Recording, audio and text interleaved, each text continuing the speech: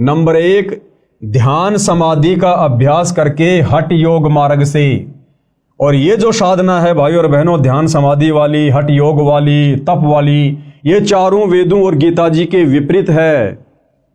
इस विधि को अपनाने से भी साधक को पूर्ण मोक्ष नहीं मिलता है। ये विधि अति कठिन है, आम आदमी इस विधि को नहीं कर सकता।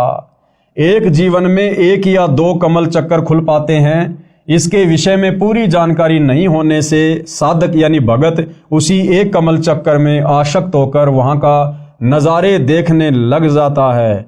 कुछ सिद्धियां प्राप्त हो जाती हैं, उन्हीं से प्रसिद्धि प्राप्त करके जीवन नष्ट कर जाता है। दूसरी विधि क्या है? इन शरीर में बने कमल चक्रों को खोलने की नाम के जाप से। दूसरी विधि क्या है?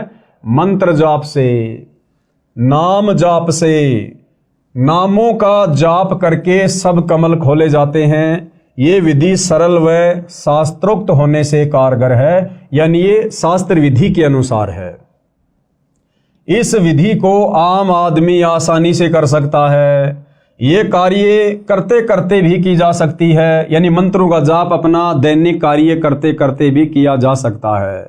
जो सूक्ष्म वेद में बताया है, गरीबदास जी ने कहा है, नाम उठत नाम बैठत नाम सोवत जागबे, नाम खाते नाम पीते नाम सेती लागबे। यानी ये विधि शास्त्रों के अनुसार भी है, ये विधि सहज भी है और ये विधि अंत में कारगर भी है। इस विधि से भी हमारे शरीर में बने कमलों को खोला जाता है। और गुरुदेव कहते हैं कि इस विधि से जाप आप अपना दैनिक कार्य करते करते भी कर सकते हैं। ड्राइवर अपनी गाड़ी चला रहा है और आसानी से इन मंत्रों का जाप भी कर सकता है। देखो, ड्राइवर गाड़ी चलाता है और आगे पीछे वालों से बातें भी करता रहता है, गप्पे भी मारता रहता है। इसी प्रकार वो गप्पे ना मारकर, इधर उधर की बातें ना करके सच्चे सतगुरु से उपदेश लेकर इन मंत्रों का वो स्मरण भी कर सकता है अपने मन ही मन में, या धीरे धीरे बोलकर, और अपनी गाड़ी भी चला सकता है। जैसे बहुत सारे भाई बहन गाड़ी चलाते रहते हैं, साथ में धीरे धीरे गाने वाने भी गाते रहते हैं। तो गाने वाने ना गाकर सच्चे सतगुरु से इन मंत्रों का उपदेश लेकर अपनी गाड़ी भी चलाओ, अपने मंत्रों का भी जाप करो। इसलिए कहते हैं, नाम उठत नाम बैठत नाम खाते नाम सोते। यानी इन मंत्रों का हम दैनिक कार्य करते करते बड़ी आसानी से जाप कर सकते हैं, और हर प्राणी इस विधि से भक्ति आसानी से कर सकता है। नाम उठत नाम बैठत नाम सोवत जागरे, नाम खाते नाम पीते नाम सेती लागबे। यानी उठते बैठते सोते जागते खाते पीते काम धंधा करते करते भी हम ये भक्ति कर सकते हैं। इतनी आसान भक्ति हमें सतगुरु रामपाल जी ने वर्तमान में प्रदान की है। अर्थात नाम का जाप कार्य करते करते किया जा सकता है। यजुर्वेद अध्याय 40 मंत्र 15 में कहा है। अब देखो, यजुर्वेद अध्याय 40 मंत्र 15 में भी ये विधि बताई गई है। अब बताओ भाई और बहनों, हमारे धर्म गुरुओं ने तो हमारे को कभी भी ये विधि नहीं बताई, क्योंकि हमारे धर्म गुरुओं को स्वयं इस विधि से भक्ति का ज्ञान नहीं था। अब सतगुरु रामपाल जी ने आकर पूरा रहस्य उजागर किया है। तो यजुर्वेद अध्याय 40 मंत्र 15 में क्या कहा गया है? ओम कृत्यो समर किलबे समर कृत्युम समर। अर्थात ओम नाम का जाप कार्य करते करते कर, विशेष लगन यानी तड़प के साथ, तथा मानव जीवन का मुख्य कर्तव्य मानकर जाप कर।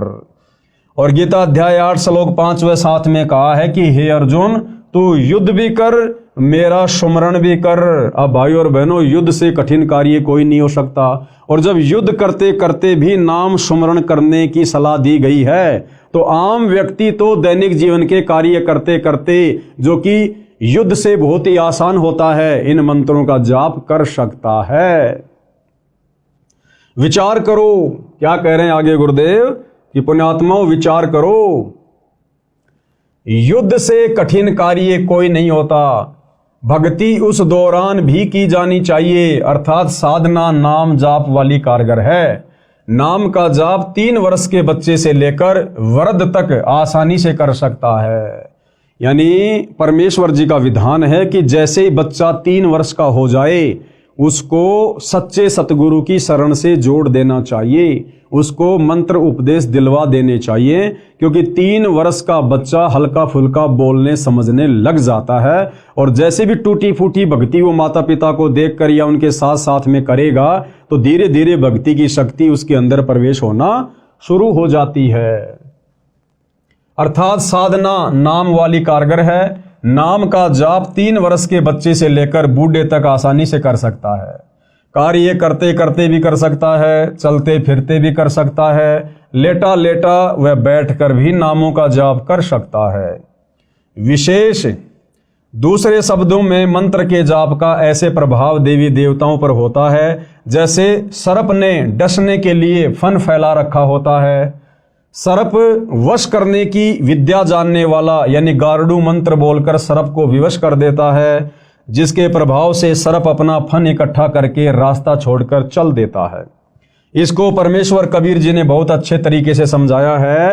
कबीर जैसे फनपति यानी सर्प, जैसे फनपति मंत्र सुन राखे फन सकोड़, ऐसे बीरा मेरे मंत्र नाम से काल ब्रह्म लेवे मुंह मोड़। एक गारुड़ होता है भाइयों और बहनों, वो कुछ मंत्रों को सिद्ध कर लेता है, और जो सर्प होता है अपना फन उठाकर जब किसी को डसने की स्थिति में होता है तो गारुड़ जब उस मंत्र का बार बार जाप करता है तो सर्प के ऊपर उन मंत्रों का इतना प्रभाव होता है कि विवश होकर वो फनपति सर्प भी अपने फन को समेटकर और दूसरे रास्ते निकल लेता है। इसी प्रकार जब हम सतगुरुदेव भगवान के द्वारा दिए गए इन सतभक्ति मंत्रों का जाप करते हैं तो मोक्ष मार्ग में सबसे बड़ी बाधा जो ये काल ब्रह्म है, ज्योति निरंजन है, ये भी विवश हो जाता है हमारे को सतलोक का रास्ता देने के लिए।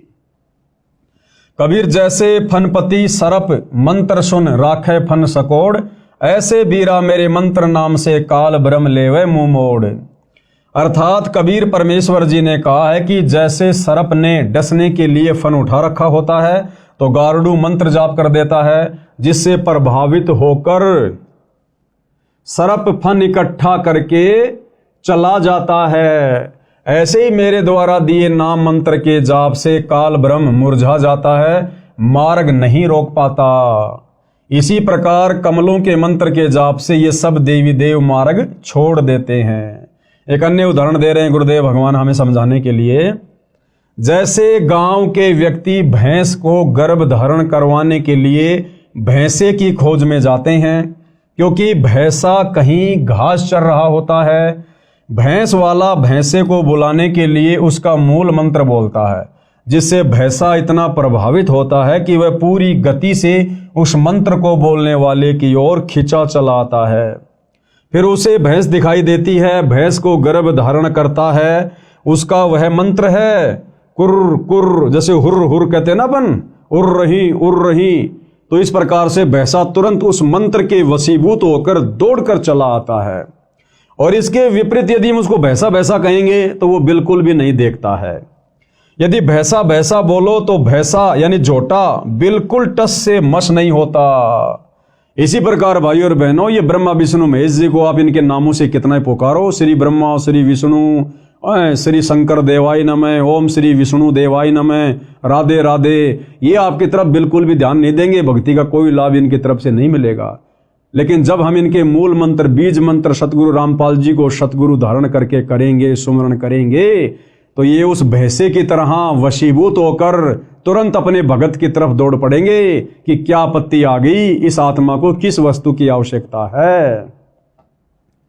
इसी प्रकार विष्णु विष्णु आदि नाम से श्री विष्णु देवता टस से मश नहीं होता, परंतु जो मंत्र दास बताता है यानी सतगुरु रामपाल जी हमें बताएंगे, उससे खींचा चला आता है और पूर्ण लाभ देता है। इस प्रकार अन्य देवों की स्थिति जानो। अध्यात्म मार्ग के कुछ नियम हैं जिनका पालन करना अनिवार्य है।